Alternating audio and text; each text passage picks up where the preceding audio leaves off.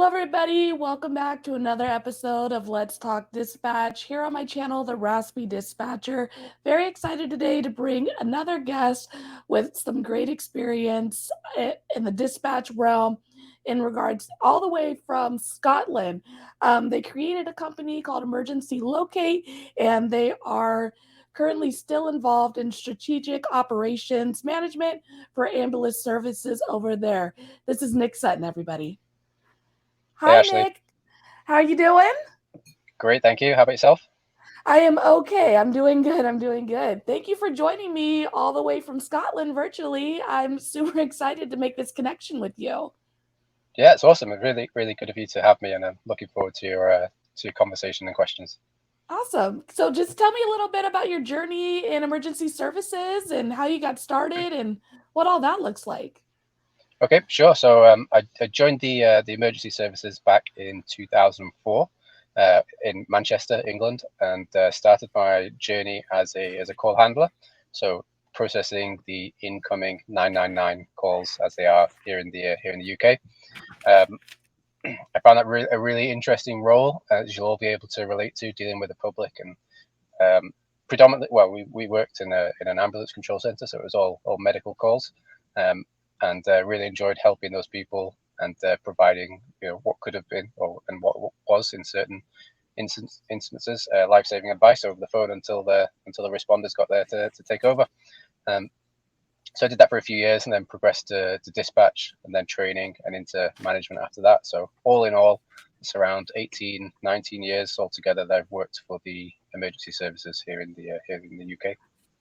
That's so awesome. So, you guys, like you said, it's 999 over there in the UK compared to our 911 dialing service.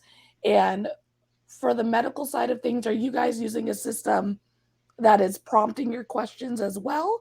Or like how does your systems work over there? Sure. So there's two main systems for call triage in the UK. One of them is MPDS and the ProQA software, which I'm sure is familiar. I mean, it came from Broccoli. the States, so I'm Mhm. sure you're familiar with it. And the other one is software that's been developed by the government and the NHS, which is called Pathways, which takes a much more clinical approach to call triage.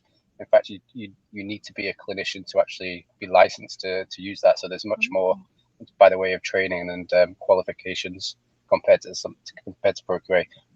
Excuse me. Having said that, ProQA is by far the most common software that's used over here in the UK still. Awesome. I didn't even realize that there were programs out there in general that uh, in the dispatch world that require that level of training, which I think is valid and the more training the better, right? Yeah, sure, but certainly in the UK, I guess it's the centres that there in the US, we are predominantly single service centres, so we Mm, don't do very much co-location at all. All of the incoming 999 calls are picked up by a firm called BT, British Telecom. So you speak to mhm, an operator, the operator will ask you which service you require, and then you'll be passed to the relevant service for the area that you're within, and then a call handler will triage a call. Typically, call handling is separate to dispatch as well. So mhm, you'll have two people that are looking at the same incident.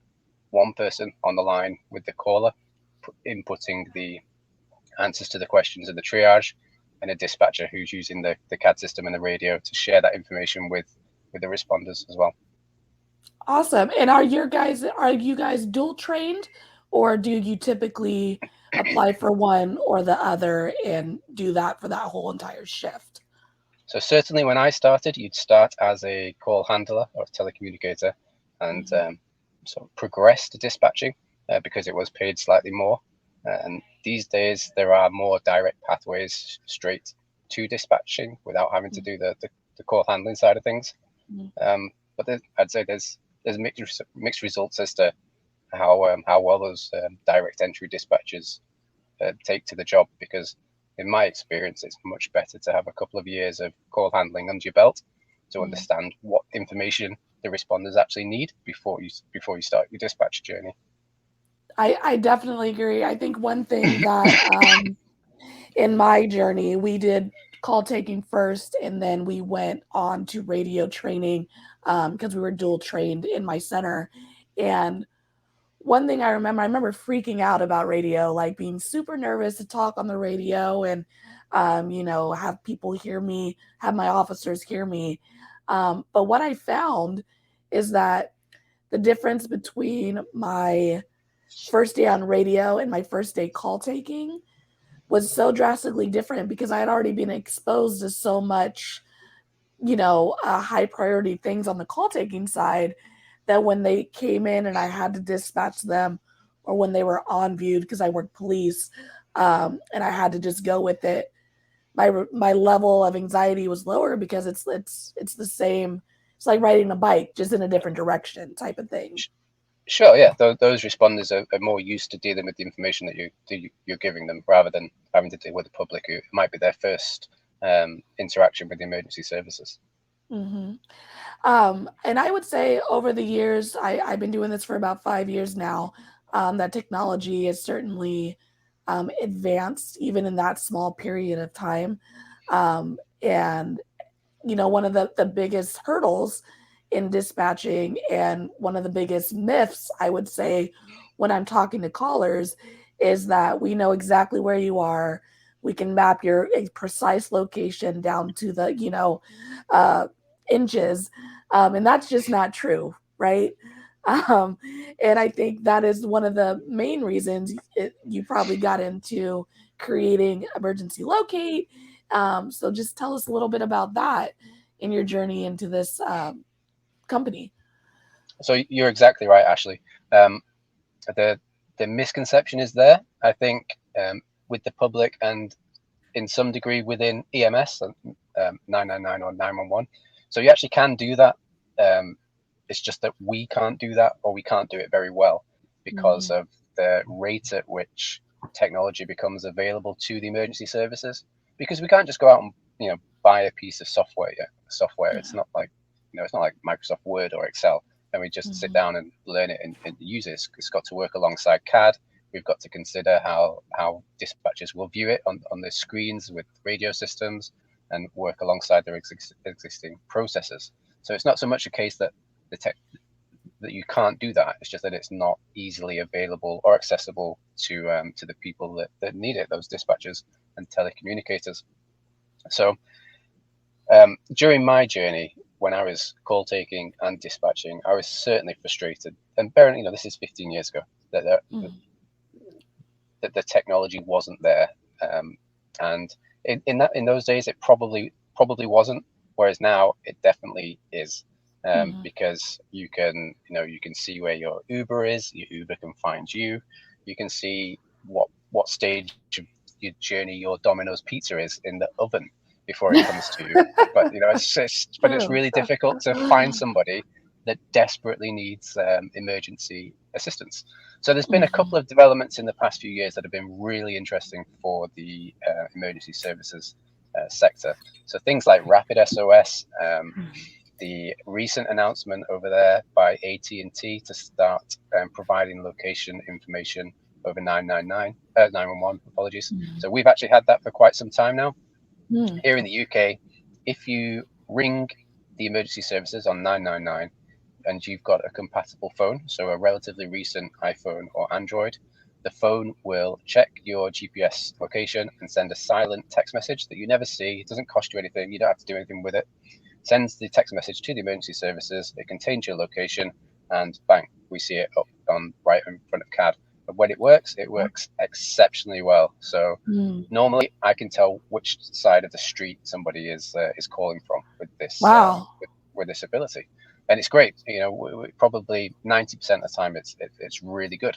But like I say, you've got to have a relatively new phone. How you've used your phone in the seconds and minutes before you make an emergency call really makes a difference to the accuracy that's provided. Because if you have a burner phone that you turn off and you go for a hike, have an accident, turn it on, make an emergency call, the GPS chip and the tech inside your phone isn't quick enough yet to be able to pinpoint your location accurately enough. So what gets Mm-hmm. sent isn't, or sometimes cannot be that helpful. Sometimes it's only as good as like cell tower triangulation, which could be a couple of miles, which, as we Yeah. all know, that doesn't really help anyone. So back in the day, I was dealing with incoming calls and experiencing this frustration. And as a manager in the service now, I'm dealing with adverse incidents and reports and negative media inquiries around why Mm, we still not been able to find a certain, every now and again, why we still not been able to get the help that we need to get to the people that need it. So mhm, purely out of frustration, I thought, there must be a way that we can take this technology and put it together in a way that is accessible to dispatchers, doesn't upset control room infrastructure. People don't need to install anything, don't need an app, and crucially, the requirement of the person making the emergency call is absolutely minimal. mm, So what we really wanted to do was create a process whereby all you need to do is maybe push a link in a text message and the dispatcher can see where you are. Or even some, where we'd really like to go to is even less than that, but we're limited by the constraints in the phone. So things like privacy and the security around location information. It's absolutely right that stuff exists and it's there, but actually when it's an emergency, it can actually hinder you. So we see one of the biggest obstacles to us successfully returning a caller's location can be things like location permissions in your browser, which mm. people will routinely disable because they're entitled to digital privacy and security. But as I say, when you need to share that information in an emergency, it can be difficult, and we have to find ways to undo that, which we have done. So that was felt like it was quite a lengthy answer there. No, I mean it had a lot of great info. I mean, um, the I don't think I've experienced a silent text message. So I thought that's really interesting tech. I know. Do you guys have text to 911 over there as well, or 999? I guess it would be that kind of service. So we don't actually. Okay. No, we don't. Emergency locate does enable that. So if you're Okay. a customer, then you can send out a text message and begin a two-way conversation between the dispatcher and the caller. But it's not. There's never been anything that's really took off here in the UK, if I'm honest. Yeah, that's kind of like a newer thing for us. So when you said that it's into the silent text, I was like, oh, that's kind of cool because we can initiate a text to 911 with someone. And there are services like you mentioned, Emergency Locate has that within the system, trying to pinpoint that location, you can initiate that text. But the fact that the phone carrier is kind of sending that silent notification, almost like an alarm company calling in an activation before. That's Um, right. that's awesome tech. And I'm like, when are we going to get it? So that'll be super interesting when that finally does come over here. Um, what other services does Emergency Locate offer within the program? Kind of how does it work? What? Okay.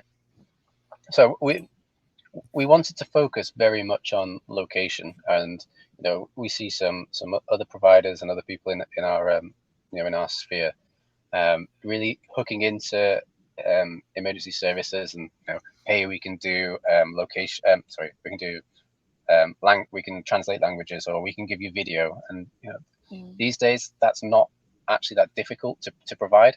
If somebody's mm, holding a mobile phone and you're in front of a computer, it's not difficult to get the two to talk to each other and send whatever information you need. Um, but I believe that it's better to do one thing really well than a mm. lot of things just averagely. Because when we look at something like CAD, CAD does huge amount of things, and Yeah. there's definitely some CADs that are better than others, but they do a lot, and most of them do it, well enough for us to do our jobs. But Mm. no one's like, this is an amazing CAD. It does everything perfectly, because Yeah. because that sort of thing doesn't exist. So when I created Emergency Locate, I wanted to focus on location and make sure that it was doing exactly what we said it would do, work Mhm. in really difficult circumstances. So things like, your caller might not have mobile internet, or they might not be Mm. able to speak at all because they're in an active shooter scenario, or they're medically compromised and you can't hear what they're saying clearly. So we wanted to create a solution that's sort of all encompassing, as in can deal with anything that you throw at it, but just looks at location. So the functionality within Emergency Locate itself, there's three key parts. The first is locating somebody via their smart device. The second would be converting known location information. So somebody might call in to 911 and give you coordinates or what three words. We provide a way that converts that information into any other format you need, but crucially also gives you a what we call a dispatchable address. So for this is important to be able to firstly create the entry in CAD, and secondly deploy the responders to the right location as well. So let's take the example of a what three words address. If you're given table, chair, spoon, and I've no idea what that is. That's just one I made up, and you put it into Emergency Locate, we'll give you all the other coordinate systems that that result from that address, but also a dispatchable address, which might say something like that resolves to 200 meters north of one main street in whichever town. So you get a full address and a distance and a direction from that address that the responder needs to go to. So if you walk that through as a responder, typically we're responding in vehicles, so we're using the road network. So we go to a physical address, and if we needed, 2 fields and through a forest away over there somewhere, then we need to provide the responder with, at very least, a distance and a direction in which to go from the physical address. So we're giving them information that they can look around and see it, an address, and then know which way to go and how far to go as well. But we also enhance that with a third part of our functionality, which is called SAR Deploy. And this is a way of generating a very concise web link that contains location information in it. Super easy to share with responders. You can integrate it into CAD, automate it. There's QR code. You can share it however you like. But all it does is opens a dashboard on the responder's phone. They choose the app to navigate they want to navigate with. So Google Maps, what three words. Over here in the UK, we're linked in with some digital mapping providers. So we have Ordnance Survey level mapping, which is really detailed. It shows every single path and fence and that sort of thing. And gives them the ability to navigate once they're out of their vehicle. Because if you're using Emergency Locate, it's probably a difficult location. It's not going to be a house or a building. It's going to be somewhere obscure. So we use those three parts of the system together to locate where we need to go, convert the location information to something that's suitable and helpful to dispatch and responders, and then enhance the capability of the responder to be able to get to exactly where it is that they needed.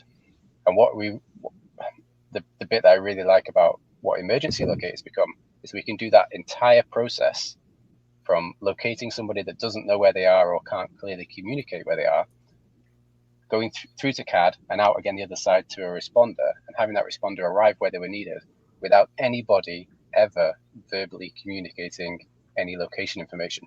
So there's no risk of a what three words address being misheard or misspelled, or a coordinate being typed incorrectly, or somebody getting the wrong address, or the responder not hearing the information correctly and going somewhere other than where they should have been.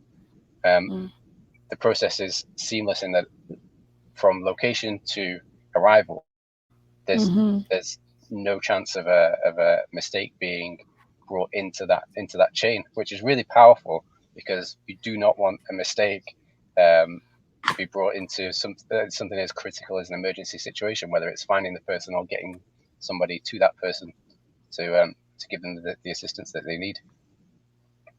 This is awesome. And, one thing I think that resonates is definitely, doing one thing really, really well.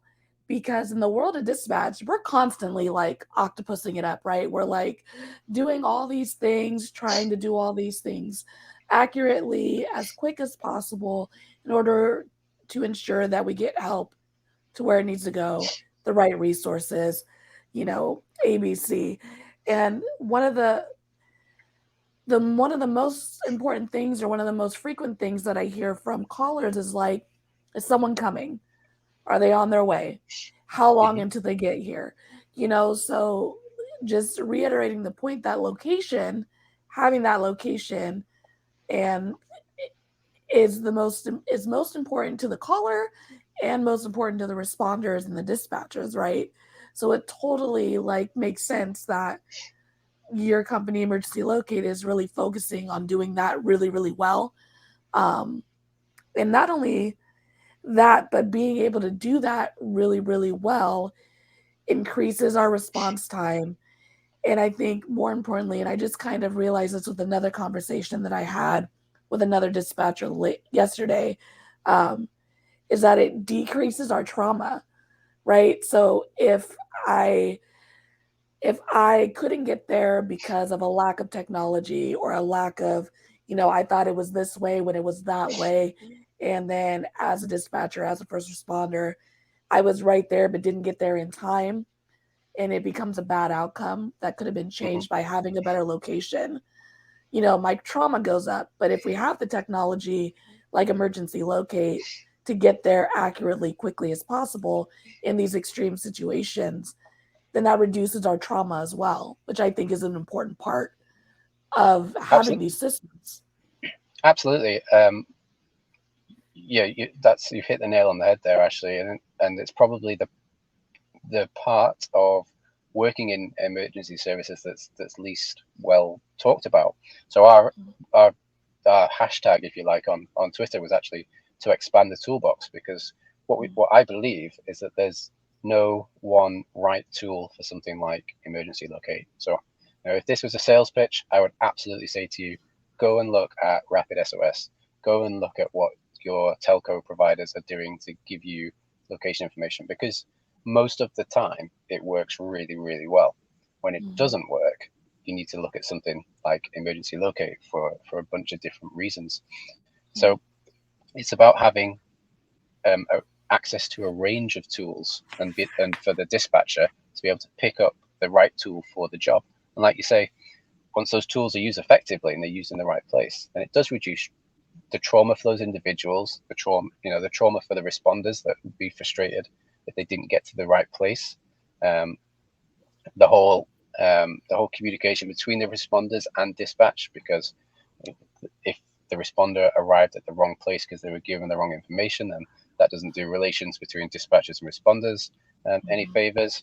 Then you've things like negative media, and of course the outcome for the people that are waiting for emergency assistance. And you can link all that back to things like recruitment and retention, because if Mm-hmm. we don't give our staff the right tools to do the job that we're asking them to do, how can we be surprised when they burn out, or they get they experience trauma through the job? So, like I say, it's really interesting to hear you at the start of the call say that in your part of the world that we can't do this, because we definitely can. The tools are there and they've been Mm-hmm. created. It's Yeah. just about making them available now. And it's a really exciting time to be in 911, because there's some really big players like, say, Rapid SOS, What Mm-hmm. Three Words, that are providing solutions, but nobody, not even emergency locate, as can provide a tool that does everything brilliantly. It's definitely Mm-hmm. about having access to a range of tools and choosing the right tool for the situation that you're in.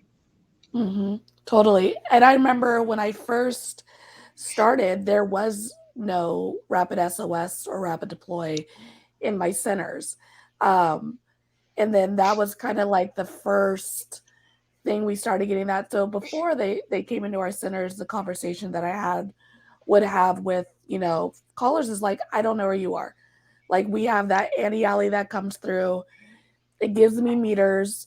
This is kind of where I'm seeing you, but I need you to be more specific. I need landmarks. I need an actual physical address if you have one. Our tech does not work like the movies, you know.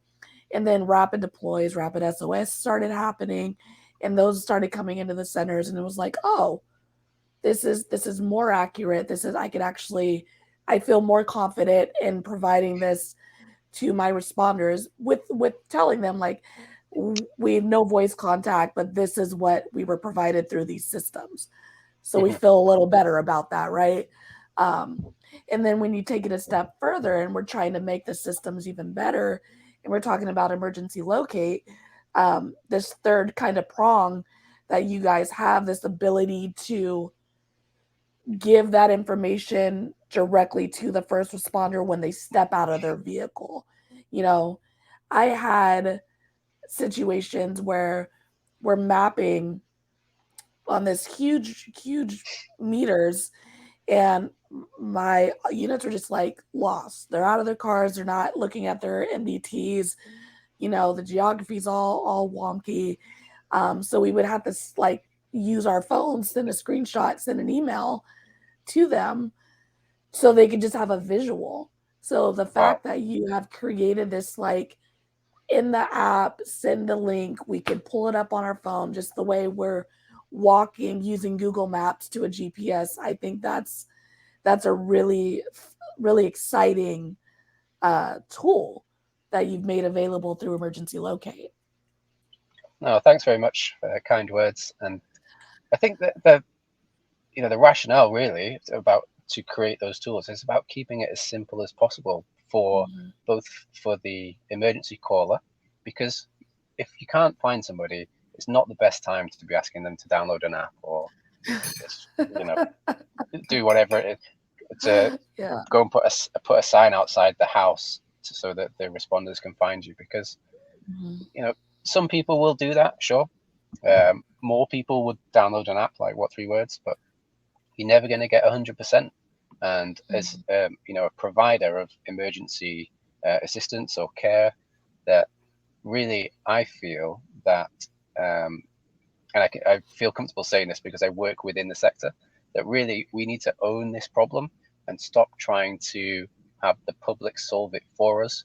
I think Mhm. we've got the responsibility to locate and respond to people that are asking us for help, and not get ourselves in a position where I can't help you because you didn't download an app, or you don't have lighting outside your house, or I can't see the Mhm. street sign on your road.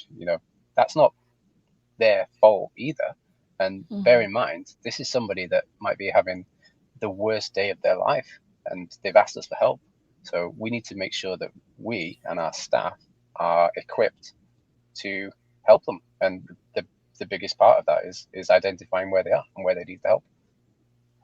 Exactly. And I think that one of the bigger things is like we're not talking to rational people, when they call us at work. They're not having a good day. They're stressed out. They're possibly a victim, possibly going through a medical emergency.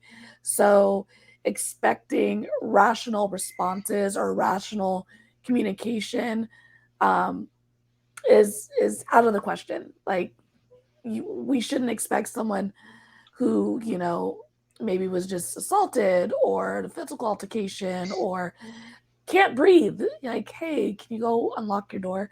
Like things like that. We need to have answers and tools to help them, because those responses are going to be delayed, they're going to be inaccurate, and not because that person doesn't want to help. It's because they're in that state of panic, essentially. They've got other things to deal with Yeah. other than I'm sure you hear it as much as we do. Stop asking me so many questions. Well, actually, the Yeah, questions are really important, but they are. not not as important as finding where you are. So we need Mhm. to make that part as easy as possible. Um, and like I say, the tools are available. We just need to, all of us, be better at making sure the people that need those tools have got them when they need them. And so did you have any like previous software experience before like diving into this, or did you just like find the need and like I'm just gonna, you know, I call it YouTube college and figure out how to create this technology? So there was a little bit of luck on my part. I did have some experience around web framework development. Mm. So that basically I had enough education in that area to develop a prototype, and then I outsourced the work to professional that knows what they're doing to pull together what we have now. And that, again, that's really important around making sure that when you provide these solutions, you provide a system that does what you say it will do, that is available to the people that need it when they need it. So things like resilience of our infrastructure, we outsource that to people that are specialists in infrastructure resilience. For our code development, we outsource that to a code development team as well, and make sure that it's tested, etc., etc.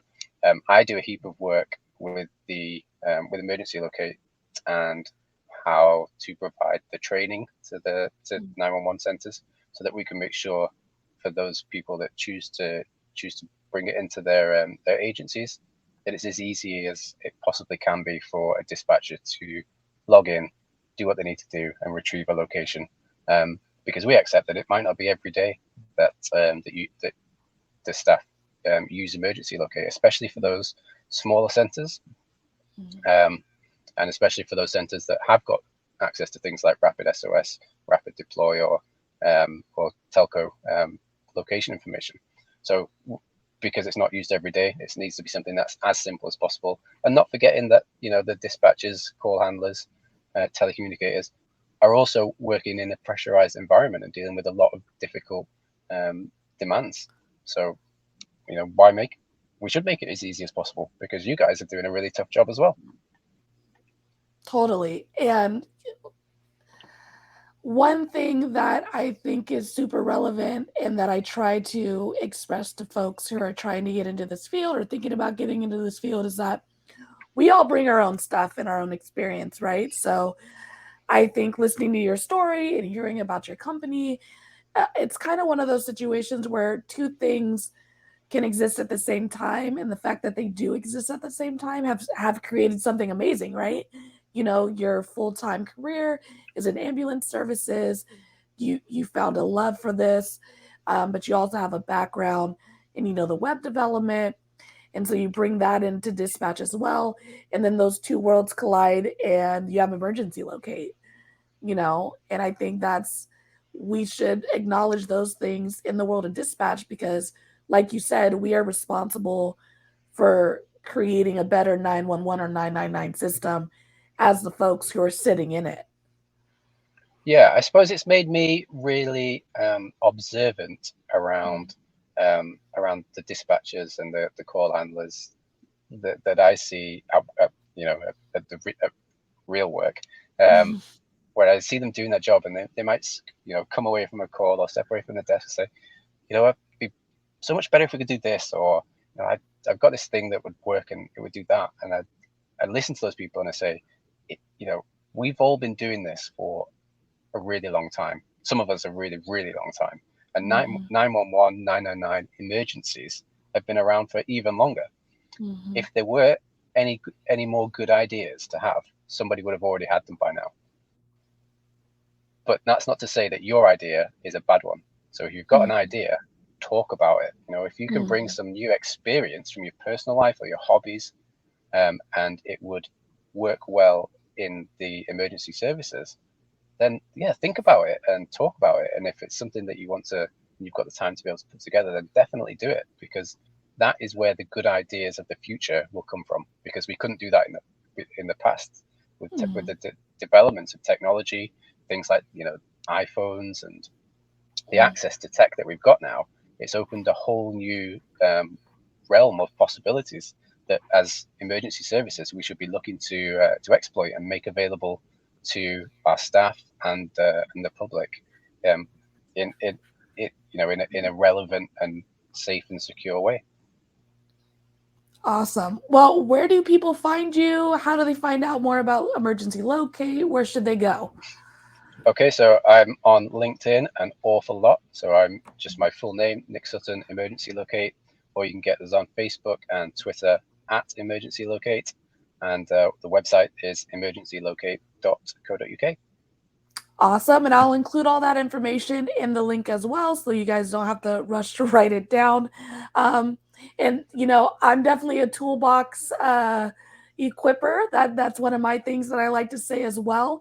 So with that, and just to sum it all up, what is something that you could say to current or aspiring dispatchers um, that you think would be useful to add to their tool belt, that you wish someone told you early in your career, or something that you'll find that they would find helpful? Oof, okay, that's a tough one. Um, so I think that the thing I would say actually is it's probably not a tool, or something that would maybe help in the job that they're doing. But one thing that I see a lot in dispatch, in emergency control center environments, is people come into dispatch or call handling, and they might spend a bit of time there. And if they think it's not for them, then predominantly where those people go is, we say out on the road in the UK, so or over to ops. So like a medical dispatcher for the ambulance service will go and do their ambulance training so they can go out and be a clinician. And I think in dispatch, people tend to see that as the only route, and it's not.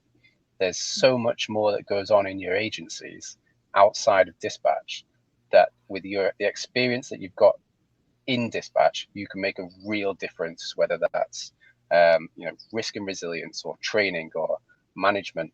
And I wouldn't ever try and put anybody off going to do what they if they want to go and be a policeman because they've done police dispatch. Awesome, if that's what you want to do. But I tend to see that people. I get a feeling that people think that dispatchers think that's the only thing that they can do, and that's not accurate. There's much more going on in your agency. So definitely look around and see what you can do as a dispatcher and how your experience can help change things, because change it wherever you work. Change is needed. We've got to keep changing because we've got to keep up. We've got to make sure we look after our staff, we give them the tools that they need to do their job, and we're as best as we can be for the people that need us. Awesome. Thank you so much, Nick, for joining me today all the way from the UK. I really appreciate you jumping on with me. No, thank you very much for having me. I've really enjoyed myself. Awesome. I'll be right back with you, okay? Okay, take care.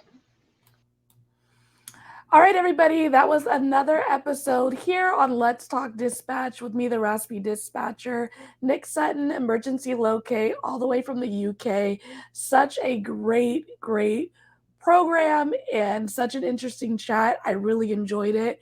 If you're interested in hopping on Let's Talk Dispatch with me, send me a message, head to theraspydispatcher.com.